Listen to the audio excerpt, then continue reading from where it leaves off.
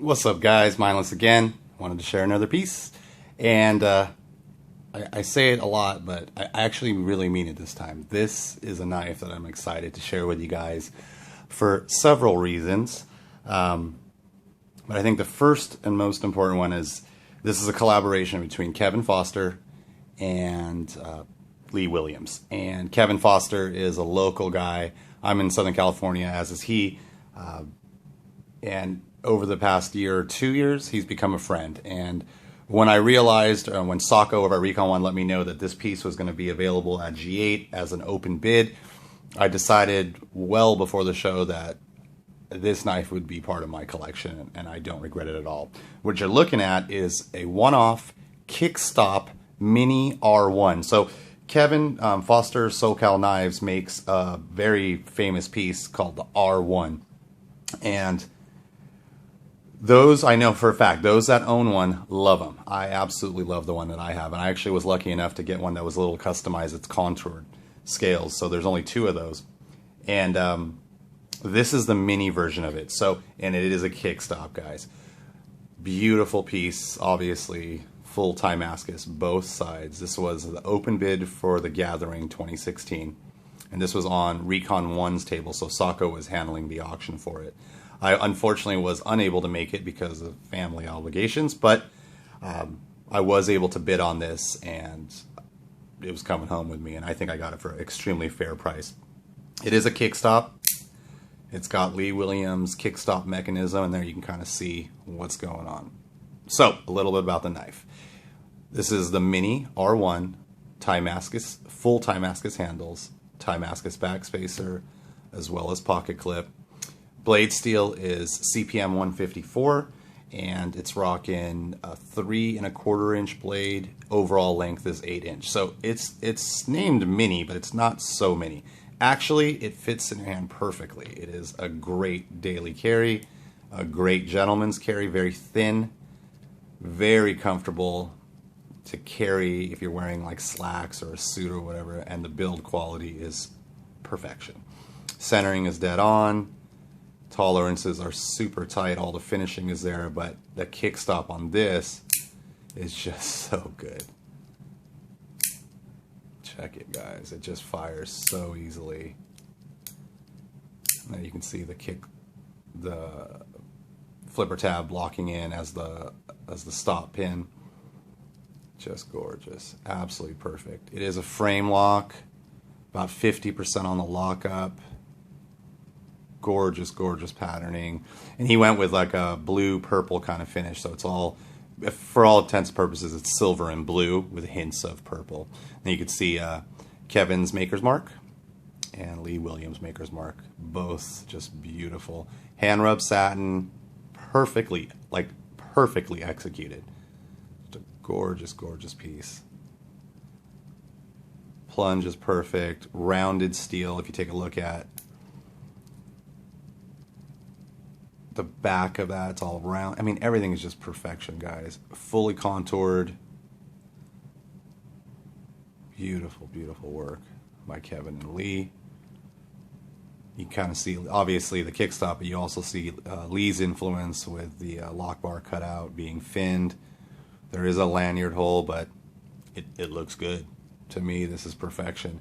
And I had to share it with you guys because this is, you know, in an effort to show rare and unique pieces, one-off pieces, this embodies that perfectly. This is a one-off, and I don't know if they're going to make another one. I don't know if Kevin and Lee have come up with a plan to make 10 or 15 like, you know, Lee normally does. But nevertheless, this is number 1, and I doubt that they'll ever be, not ever be, but I doubt for a little while this will be the dressiest one out in the market, so I was really keen on adding it to the collection. So for Kevin, Kevin's up in Los Angeles, and for those of you who know him, he goes by Op0 on USN. But for those of you who know him, you know what a great guy he is, how friendly, how helpful he is, just an all-around good dude. And part of me bidding on this piece was to support Lee and Kevin in their endeavors, you know, and especially Kevin as him elevating his knife game. And I could say without a doubt over the last 6 months, the quality of his pieces and the technique used to make the pieces has really, really risen. Honestly, I can try to pick this knife apart, but there is absolutely nothing wrong with it. It is flawless. Usually, you know, something lock bar tension or flipper tab or something, hot spots or something. There's nothing wrong with this knife. It is absolutely perfect, and I find myself flipping it a lot, especially around the house. It is dressy, so I don't want to take it out too bad and you know, scuff it up, mucky it up. But the action on this kickstop, even compared to other kickstops, is exceptional. It is a very light detent. You could just snap it loose, but you're never going to misfire. It's just that perfect. So well made. Centering, lockup, balance, the feel in hand. I mean, you can just bear down on this and there's not a hot spot. Even the pocket clip has been rounded. The edges have been rounded, and you can see there's a little like divot right there, and that fits in between your ring and middle finger, and it's just perfect. It's a very well thought out design. And the R1 model, the normal size, is a pretty large knife. It's you know, kind of approaching 9 inches overall. I will, you know what, just to, I didn't bring it today, but I will bring that. I will do a video just on that knife. It is rare. It has my name etched in it. It's one of those pieces that I'll never sell because it's was made specifically for me, and I appreciate that so much, Kevin. He knows that. But for those of you who don't know who Kevin Foster is, I would, if you can find one of his pieces online, or you know, one of the local dealers around you, I would get it.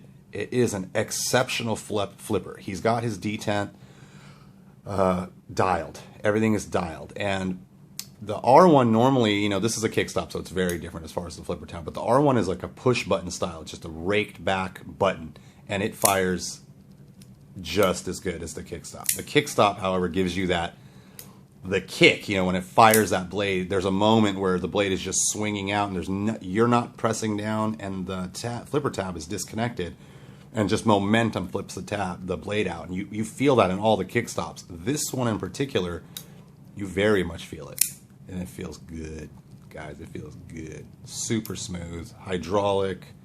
Again, the centering is exceptional. Perfect. All the hardware, it's not hidden, but it's all been polished. You can see the pivot right there has been polished to a high polish, a mirror polish, to match the polished surfaces, you know, throughout the blade. But just absolutely stunning knife.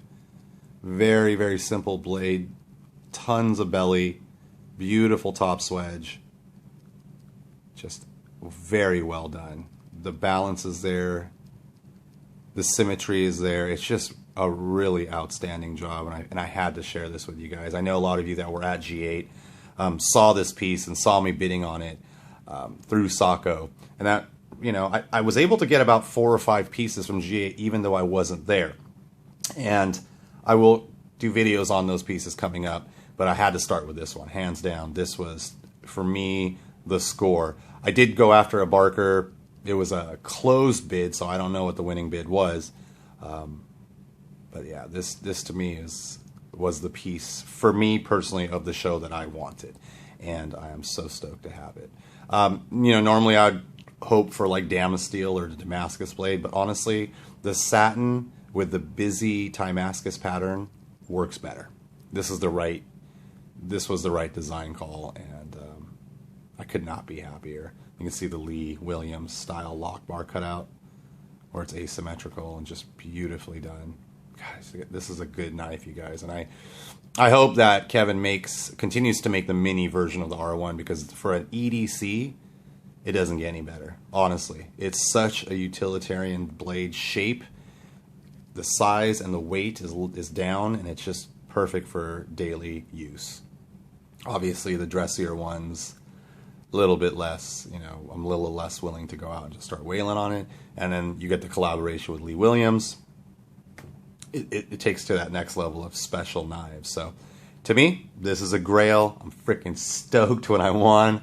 You know, I got the call that I got it. I was at home alone at that moment and just jumping up and down like a kid, stoked to have it in the collection. And I hope you guys can appreciate the art and the effort and the craftsmanship that's gone into this piece in particular. So again, thanks for bearing with the you know, missing videos on certain Saturdays. Summer's coming to an end and things are calming down. So I promise when winter's on, I'll have much more steady videos coming out. I got plenty of knives to review and share with you guys that are very graily, in my opinion. This is my opinion. So I hope you guys appreciate it. This is the open bid from G8, Kevin Foster, Foster SoCal Knives, and Lee Williams Knives, Cali and Texas coming together.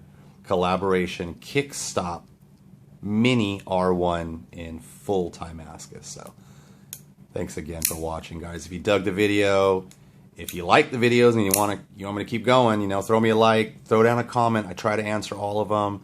And if you haven't subscribed, please do. It lets me know that the channel's growing and word is spreading.